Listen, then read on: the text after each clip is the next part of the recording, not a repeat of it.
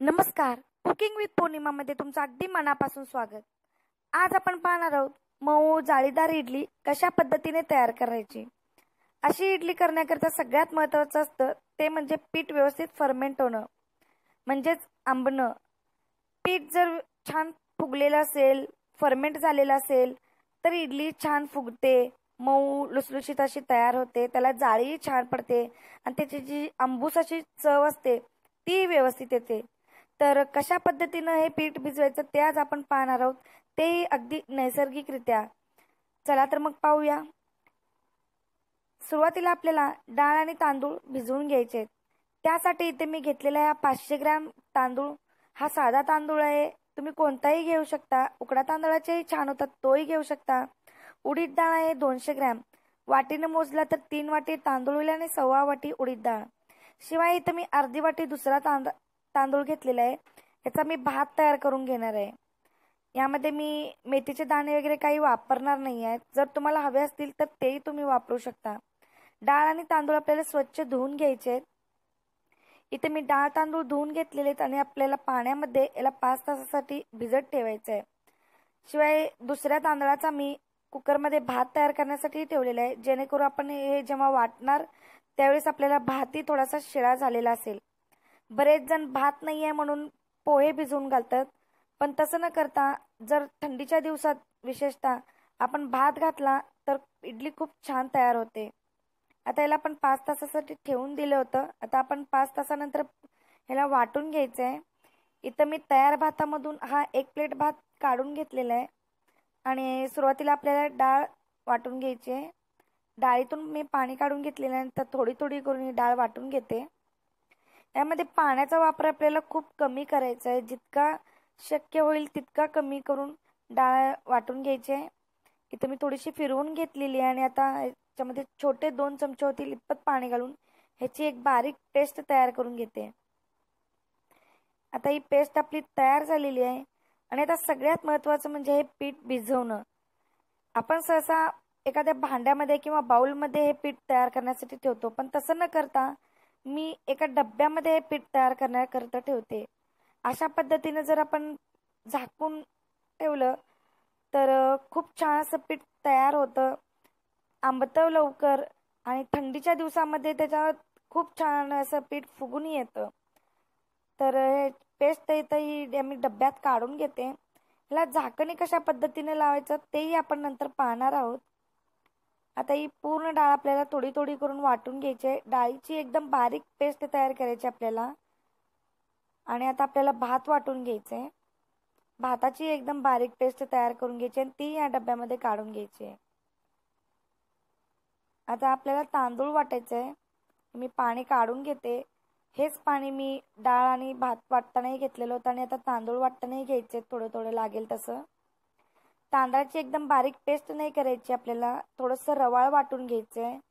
खूप कणी राहणार नाही आणि खूप बारीकही होणार नाही, अशा पद्धतीनं आपल्याला हे वाटून घ्यायचं आहे आणि तेही आपल्याला या डब्यामध्ये काढून घ्यायचं आहे.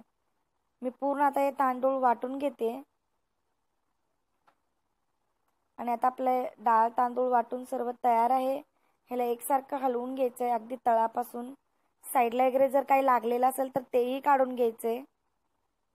आणि तुम्ही आता याची लेवल पाहू शकता.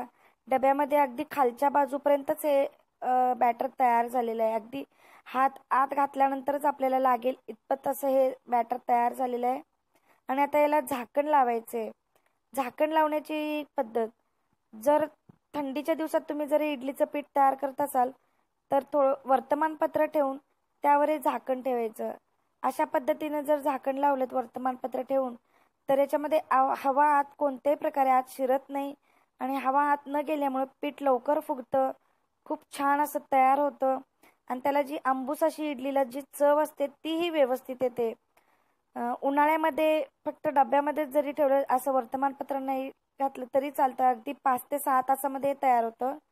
थंडीच्या दिवसामध्ये 10 ते 12 तास लागतात.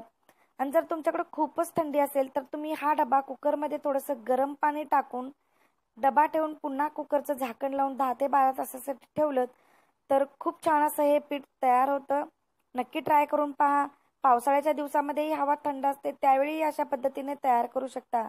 आता हा मी डबा 10 ते 12 तासासाठी गॅस कट्ट्यावर ठेवून देणार आहे. मी हा डबा आता 12 तासासाठी ठेवून दिला होता आणि आता आपण उघडून पाहूयात. उघडल्यानंतर नक्कीच तुमच्या लक्षात येईल पीठ कसं छान फुगून आलेलं आहे, मस्त असं फुललेलं आहे. बघा किती छान असं मस्त फर्मेंट झालेलं आहे. अगदी हात घातल्यानंतर सहज बोटाला लागेल इतपत असं हे पीठ वर फुगून आलेलं आहे.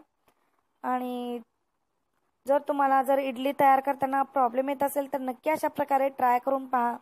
ह्याला हलवून पाहिल्यानंतर लक्षात येतं किती फ्लफी असे बॅटर तयार झालेलं आहे. यामुळे इडल्या छान अशा मऊ होतात, शिवाय त्याला जाळीही खूप छान पडते. आणि याच्यामध्ये मीठ घालायचंय. थोडंसं हलवून घेतल्यानंतरच मीठ घालायचंय, नाहीतर अंदाज चुकतो आपला मिठाचा. इकडे मी इडली पात्रालाही तेल लावून घेतलेलं आहे, तर त्याच्यामध्ये थोडं थोडं करून हे बॅटर घालून घेऊयात. लवकरच मी एक सांबारची रेसिपी दाखवणार आहे, ज्यामध्ये मी भोपळा, शेवग्याची शेंग काहीच वापरणार नाही आहे, पण तरीही ते सांबारची टेस्ट एकदम हॉटेलसारख्या सांबारसारखी लागते. जर तुम्हाला ती माझी रेसिपी पाहायची असेल तर माझ्या चॅनलला सबस्क्राईब करून सोबतचं बेल आयकॉन प्रेस करा, जेणेकरून रेसिपी अपलोड केल्यानंतर त्याचं नोटिफिकेशन तुम्हाला मिळेल आणि तुम्ही तो व्हिडिओ मिस नाही करणार. आता आपल्याला या इडल्या 10 ते 15 मिनिटासाठी 10 ते 15 मिनिटासाठी वाफवून घ्यायचे मीडियम फ्लेमवर. खूप वेळ वाफवायच्या नाही आहेत. जर खूप वेळ वाफवल्या तर त्याही पुन्हा कडक होण्याची शक्यता असते. आणि अशा पद्धतीनं आपल्या या इडल्या तयार झालेल्या आहेत. ते तुम्ही पाहू शकता किती छान अशा फुगलेल्या आहेत या. हे काढून घेऊयात आपण. मस्त अशी मऊ मऊ झालेली आहे इडली. याची जर जाळी पाहिली तर तुमच्या लक्षात येईल किती व्यवस्थित अशी झालेली आहे. तांदूळ जर थोडेसे रवाळ वाटले तर अशी ही जाळी पडते. आणि आता आपण याला जरा फोडून पाहूयात. तुम्ही याचं टेक्स्चरही पाहू शकता. एकदम चिकट चिकट झालेली नाही आहे, अशी मस्त मोकळी पण मऊ अशी आहे. दिवसभर म्हटलं तरी अशाच पद्धतीने ही मऊ राहते. तर नक्की ट्राय करून पहा अशा पद्धतीने एकदा इडली. आणि माझी जर तुम्हाला ही रेसिपी आवडली असेल तर लाईक करा, कमेंट करून कळवा, मैत्रिणींच्या सोबतही शेअर करा.